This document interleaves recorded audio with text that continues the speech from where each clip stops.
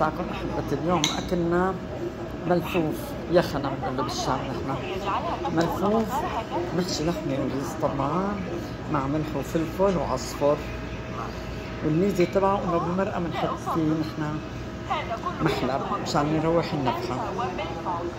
هي الملفوف، شوفوا هي من إلا دجاجة، لبة الملفوف، حبة الملفوف شوفوا نحفرها من تحت، منفضيها، منعبيها رز نفس الحشوة من إلا دجاجة، وبيتقاتلوا عليها لهالدجاجة كم راسة خنا بيعملوا بيتقاتلوا عليه كثير. كمان نفس الشيء، نفس الحشوة، رز ولحمة وملح وفلفل وعصفر. على ما يبدو لأنكم لم تفعل. ماذا تقصدين؟